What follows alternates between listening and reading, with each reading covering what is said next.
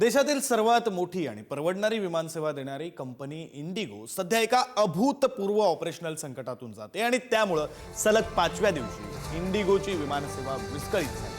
आजही जवळपास 1000 पेक्षा जास्त उड्डाणं रद्द होणार आहेत, तर 10 ते 15 डिसेंबर पर्यंत सेवा पूर्ववत होईल असा विश्वास इंडिगोचे सीईओ पीटर एल्बर्स यांनी व्यक्त केला। वैमानिकांसाठी लागू करण्यात आलेल्या नवीन फ्लाइट ड्युटी टाइम लिमिटेशन नियमांमुळे कर्मचाऱ्यांच्या ड्युटी वेळेचं व्यवस्थापन करणं कंपनीसाठी एक मोठं आव्हान ठरलं।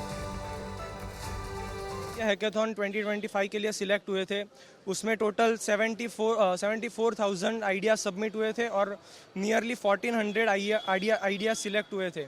और हमारा सेंटर जो था वो नॉर्थ ईस्टर्न हिल यूनिवर्सिटी में सिचुएटेड था और हमें वहाँ पर जाके परफॉर्म करना था।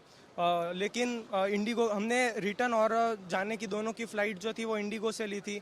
फ़्लाइट डिले होने के कारण अब हम वहाँ से नहीं जा पाएंगे, क्योंकि अब और कोई भी पॉसिबल ट्रांसपोर्टेशन वे है ही नहीं। ट्रेन में तीन दिन लगते हैं और मतलब हमारा पूरा जो मेहनत थी, हमने पूरा 6-7 महीने जो प्रोजेक्ट के पीछे मेहनत की थी वो सारी वेस्ट हो गई है। मतलब अब हमारे पास कोई और वे नहीं है, वापस घर जाना पड़ रहा है। और ये अपॉर्चुनिटी बहुत कम बार मिलती है। मतलब कई बार तो बच्चों को 3-3 साल तक इसमें पार्ट लेना पड़ता है, लेकिन फिर भी वो सिलेक्ट नहीं होते हैं। हम पहले अटेम्प्ट में सिलेक्ट हो गए थे, लेकिन फ़्लाइट डिले होने के कारण कैंसिल हो जाने के कारण जो है हम नहीं जा पा रहे हैं अभी। तर इंडिगोच्या या गलथान कारभारावरून सुप्रिया सुळे, उदय सामंत आणि वर्षा गायकवाड यांनी टीका केली। आपण पाहूया। इंडिगोवर ॲक्शन भारत सरकारने घेतली पाहिजे। आमची अपेक्षा होती की ज्या पद्धतीने करोडो लोकांना यात गेल्या 2 दिवसात अडचणी झाल्यात, पार्लमेंटमध्येही हा मुद्दा आम्ही सगळ्यांनी उचललेला आहे। इंडिगोवर भारत सरकारने ॲक्शन दिली पाहिजे आणि जे सरकारने क्लॅरिफिकेशन पार्लमेंटमध्येही दिलं पाहिजे की एवढा विस्कळीतपणा झाला कसा। त्याच्यात पेशंट्स होते, अनेक लोकांच्या घरातले कोणी दगावलं होतं ते पोहोचू शकले नाहीत, कुणाच्या घरात लग्न कार्य होतं, काही स्टुडंट शिक्षक होते, काही विद्यार्थी होते। हा जो विस्कळीतपणा आणि कुठलाही आधी नोटीस न सांगता करोडो रुपयाचाही वेळही आणि प्रचंड गैरसोय झालेली आहे।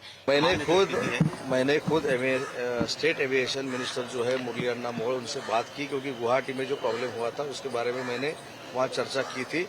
लेकिन ये जो मामला हुआ है वो दरअसल मेरे ख्याल से अच्छा नहीं है, क्योंकि जो बाकी के एविएंस कंपनी वाले हैं उन्होंने भी उनका सीट का रेट बढ़ा दिया है और इसकी जांच केंद्र सरकार ने करनी चाहिए। और नाही, मी केंद्र सरकारला संपूर्णपणे जबाबदार ठरवते या गोष्टीसाठी, कारण शेवटी इंडिगो एअरलाइन्सने किती जरी त्या ठिकाणी जे आहे ते तुम्ही म्हणा मोनोपोली तयार करण्याचा प्रयत्न केला किंवा स्वतःचं जिद्दीवरती काही गोष्टी ज्या आहेत त्यांनी प्रवाशांना त्रास देण्याचं काम केलं, कारण त्यांचं म्हणणं असं होतं की डीजीसीआयने जे नियम केले त्याच्या बाबतीमध्ये त्यांचं काही म्हणणं होतं, पण त्याचा जो भुगतान आहे तो प्रवाशांना सहन करावा लागला। आणि सगळ्यात महत्त्वाची गोष्ट जी आहे त्याच्यामध्ये केंद्र सरकारने किंवा एव्हिएशन मिनिस्ट्रीने किंवा त्या ठिकाणी असलेल्या जे आपल्या एअरपोर्ट ऑथॉरिटी आहेत त्यांनी कुठल्याही तऱ्हेची रहिवाशांना मदत केली नाही, त्यांच्याशी कुठल्याही तऱ्हेचा संवाद केला नाही।